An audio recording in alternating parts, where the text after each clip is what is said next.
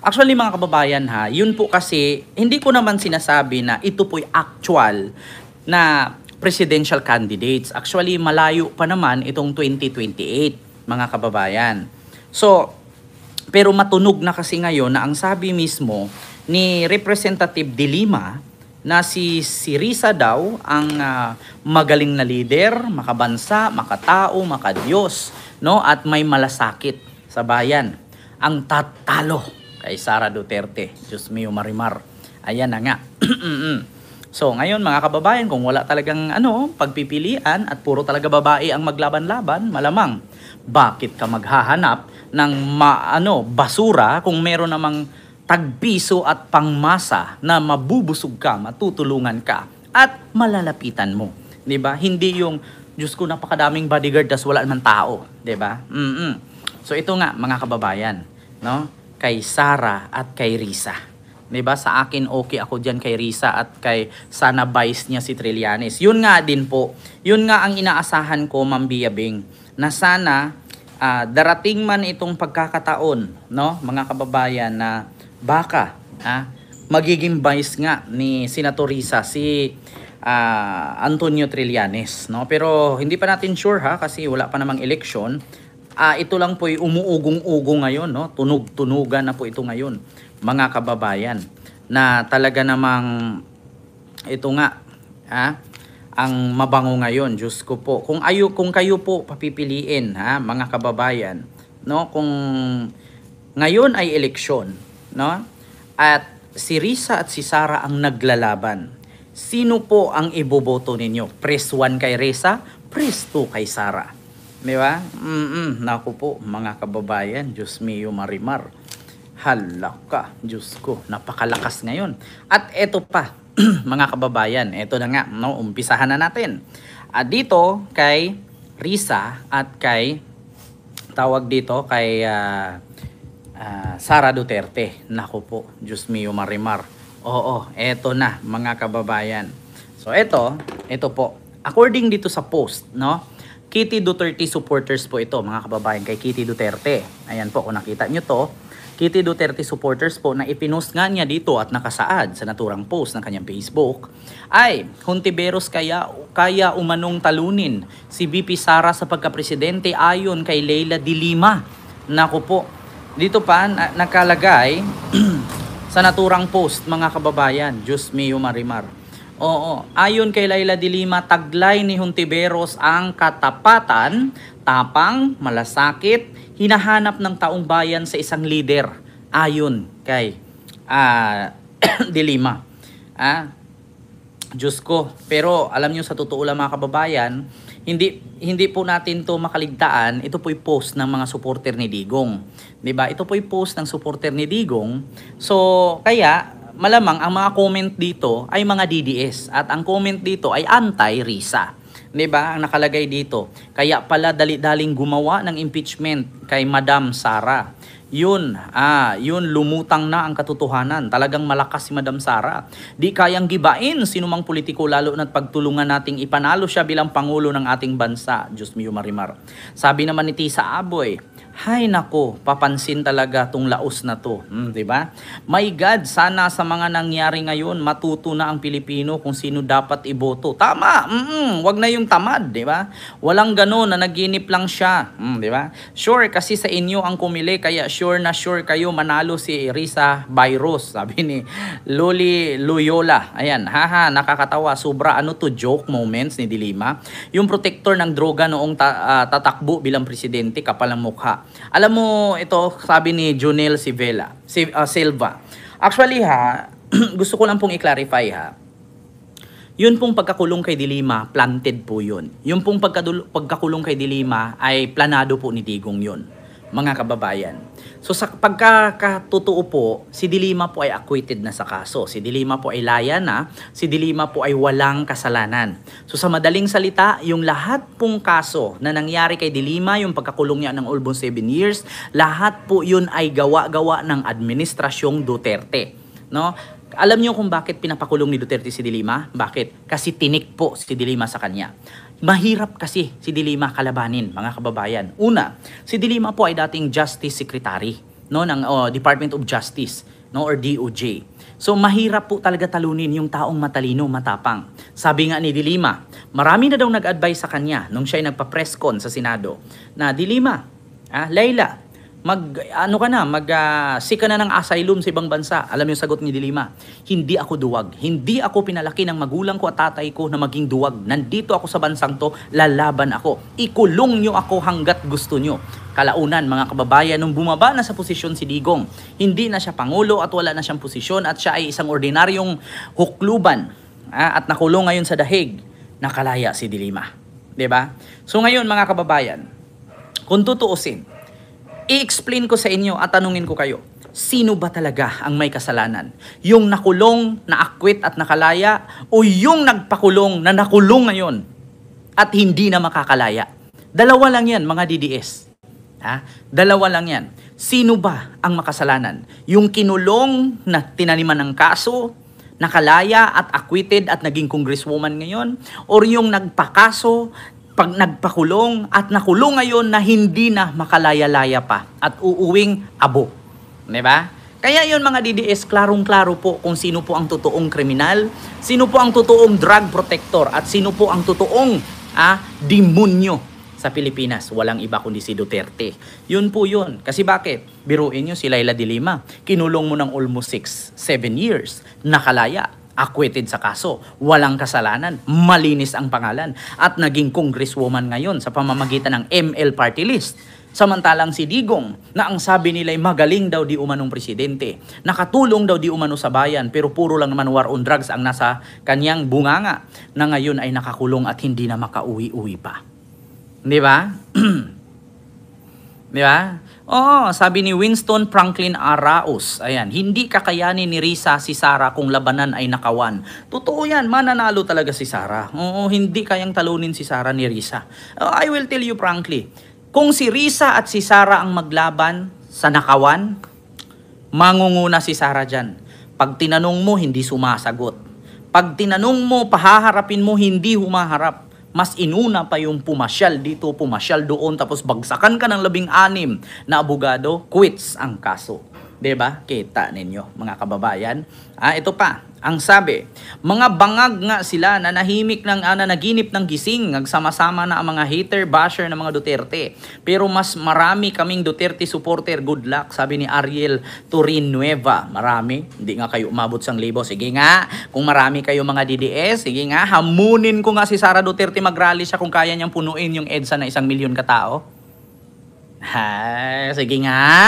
Ako, i-challenge ko si Vice President Sara. Sige nga, Vice President Sara, mag-rally ka nga. Punuin mo nga, abutin mo nga 1 milyon yung EDSA. Loso mo. Diba? Yun lang ang aking hamon. Mag-rally ka. Pabagsakin mo si Marcos. Diba? Patalsikin mo dyan si Marcos. Mag-rally ka. Diba? Punuin mo ng 1 milyon yung EDSA. Ewan ko lang kung meron pa. Alam niyo, sa totoo lang ganito yan mga kababayan. Sa ngayon kasi, sa pagkakaalam ko, yung laban ng Risa at Sara, hindi po natin naririnig na si Mama Leni Robredo ay tatakbong presidente sa 2028. Kasi actually po, ay may termino pa po siya bilang mayor ng Bicol. So ngayon, mga kababayan, ganito po. Alam nyo ba, noong 2022, kasagsagan ng eleksyon, kalaban ni Mama Leni Robredo, si BBM at si Sara, si Isko, si Pacquiao at kung sino pa. Hindi nyo ba alam na solido ang boto ni Leni? Kung si Sara Duterte hindi kayang sumulid ng 15 million votes, hindi siya mananalo kay Risa. Mark my word. Yan lang ang hindi kaya ni Sara. Si Leni, nagsanib puwersa na si Sara at si PBBM at the time ng 2022. Pero si Leni, kung ano yung boto niya sa 2019, yun din ang boto niya sa 2022. 2016, yun din ang boto niya sa 2022. Hindi nyo ba naaalala? Solid yan. Walang palya. Bagkus na dagdagan pa. Totoo yan, mga kababayan. Totoo yan. Tandaan ninyo yan. Kung hindi kaya ni Sara bumuo ng 10 milyong boto, hindi siya mananalo kay Risa. Yan ang totoo. Yan ang totoo, mga kababayan. Yan ang totoo. Tandaan ninyo yan, mga kababayan. Kung hindi kaya ni Sara bumuo ng 15 milyong boto, hindi siya mananalo. Totoo yan. Naku, kung naalala ninyo, tumakbo si Leni Robredo noong 2016. Mga kababayan, meron siyang botong 15 million. Totoo yan, 15 million. Mas malaki pang ang boto niya kaysa kay Digong eh. Di ba? Tumakbo si Leni noong 2022. Meron siyang boto 15 million plus. 16 pa nga eh. Nadagdagan ng 1 milyon. Take note walang palya yan. So ako'y naniniwala na ang nagmamahal ng dilawan, liberal at kakamping, solid yan. Solid 15. Yan ang totoo, mga kababayan. Kung yan ay hindi kayang lamangan ni Sara, uuwi siyang nga. Maniwala kayo sa akin. Kasi sabihin ninyo, ano bang laban ni Risa kay Sara? Hindi nyo iniisip.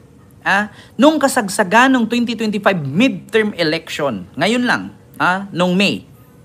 Sure ka, Kent? Oh, sure talaga ako. Bakit? Kaya ba ni Sara? Maniwala kayo sa akin. Maniwala kayo sa akin. Kung hindi kaya ni Sarang lamangan ng 15 million vote, yung boto ni Leni noon, hindi siya mananalo kay Risa. Mark my word. Yan ang tinatawag nilang Leni Solid 15. Totoo yan, yung Solid 15 ni Leni, pag hindi malamangan ni Sara yan, Diyos mio Marimar, hindi talaga siya mananalo. Di ba? Totoo yan. Kung naaalala ninyo noon, 2016, si Leni may 15 million votes. 2022, yung 15 million niya naging 16 million vote. Tandaan nyo yan. Naku, totoo yan. Kung hindi kaya ni Sarang lamangan yung 15 million votes, hindi siya mananalo laban kay Risa. Tandaan ninyo, Mamirian Suzuki, hello po. Tandaan ninyo ganito yan. Kung naaalala ninyo, noong midterm election, noong nakaraang May, senatorial election, sino ang mga nangunguna na bumot na mga politician sa senador? Si Bongo, sa survey. Erwin Tulfo, sino pa? Yung mga naghahabulan. Yun yung mga naghahabulan sa survey. Pero nagulat kayo, no? Si Kiko at si Bam, tahimik lang. Pumasok sa top 5. Tandaan nyo yan, Tandaan nyo yan. Napaka-powerful ng solid boto. Solid na vote ng kakamping. Tandaan nyo yan, mga kababayan. Hindi ako political analyst. Pero hindi ako bulag. Hindi ako bungol. Hindi ako tanga. Katulad ng mga DDS.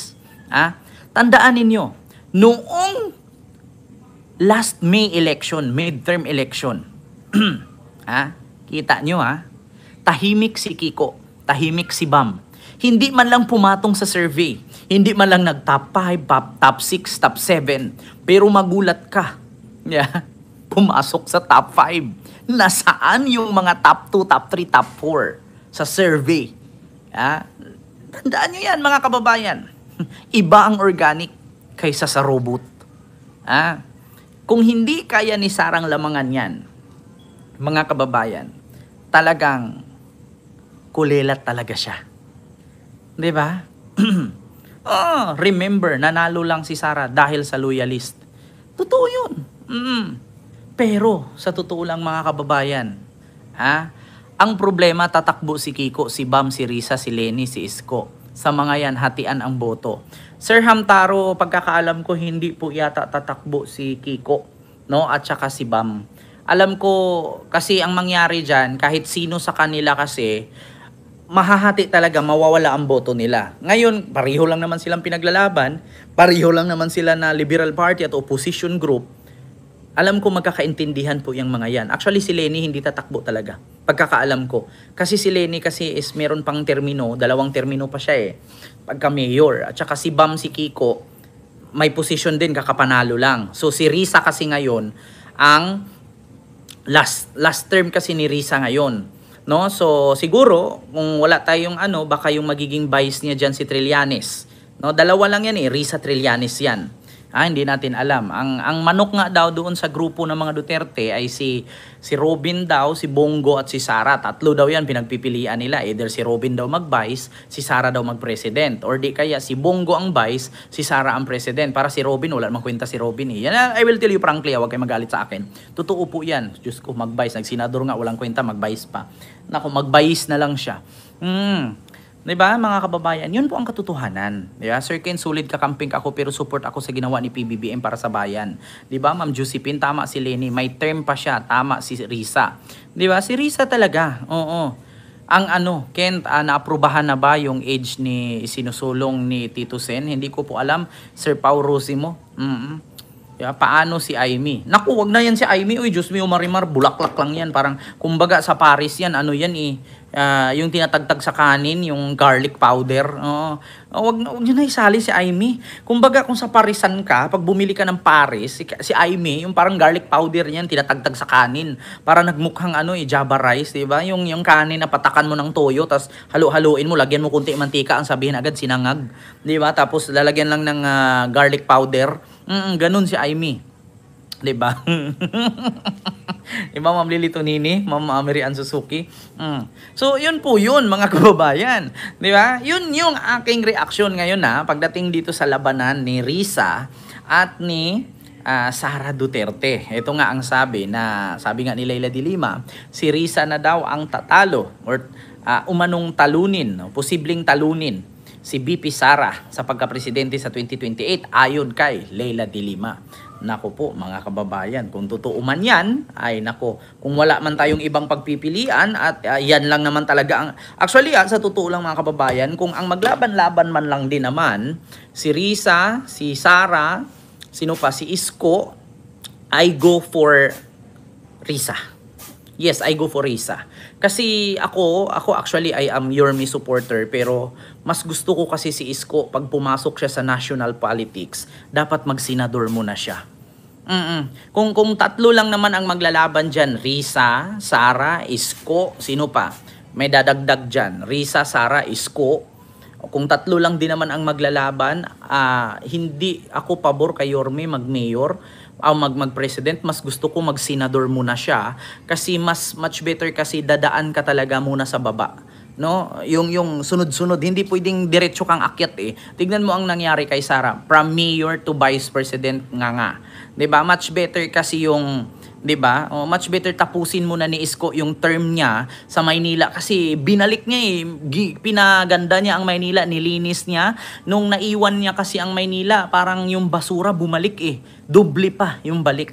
'Di ba? So ngayon kasi pinaganda ni Isko yung Maynila, much better tapusin niya muna yung termino niya na 2 term, tsaka na siya tatakbo ulit ng president after matapos niya yung term na yan. Kasi may possibility pa kasi si Isko, si Biko, may maganda ang tandem niyan Isko, Biko, no? Pag yung tandem na yung dalawa mag-tandem yan, napakaganda.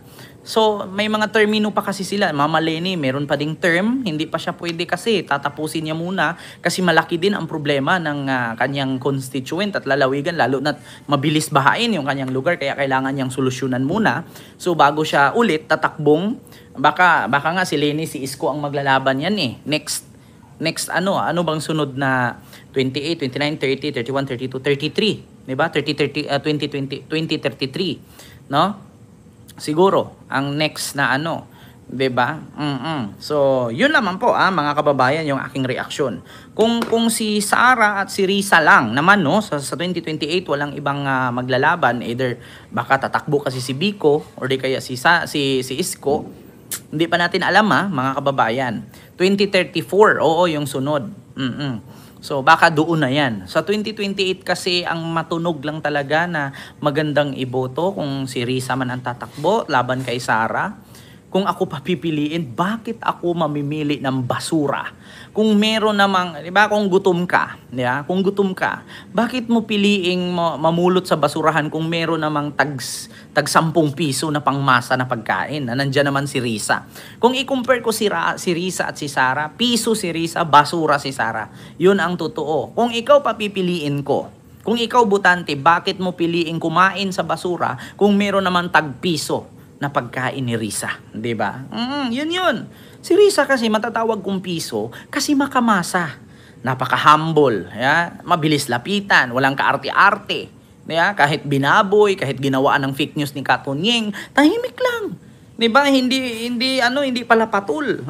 As long as kaya niyang ipagtanggol sarili niya, go ahead. 'Di ba? Bakit ka mamumulot ng pagkain sa basura kung nandiyan naman ang tagpiso na si Risa? Piso lang, busog ka na. Pupulot ka sa basura, di mo alam diyan, baka may pako na nakatayo diyan, may bubog diyan, di matitano ka pa. 'Di ba? Bakit I-compare ko Risa, piso, basura, si Sara. Bakit? Tapos gutom ka. Alin ang pipiliin mo? Yung bibili ka na piso, busog ka na, o yung pupunta ka sa basurahan? Pag sa basurahan ka pupunta, hindi mo alam may blade, may pako, may bubog, tapos bulok pa yung pagkain, magkadayariya ka pa. Di ba? Malaki pa yung poproblemahin mo. Imbis na gutom lang ang pinoproblema mo, nasugat ka na, nagkatitano ka na, nahospital ka pa, mas lalo kang mahirapan. Doon na lang ako sa piso. Di ba? Doon na lang ako sa piso. Nabusog ka na, safe ka pa. Di ba? Tapos, minsan, kahit sinisiraan si Risa, hindi mo naririnig na minura ka. Hindi mo naririnig na nagmura siya. Di ba? Pero si Sara, putang ina. Yun ang marinig nyo sa bunganga niya. Di ba? So, yun lamang mga kababayan. Yung ating reaction dyan sa Risa versus Sara 2028. No? Election. Hindi bastos, makadiyos, makabayan, makabansa, may paninindigan, marunong makipaglaban. Babae man sa inyong paningin, pero ilang lalaki ang pinatakbo at napakulong. Di ba? Yun ang totoo. So ito, sunod mga kababayan.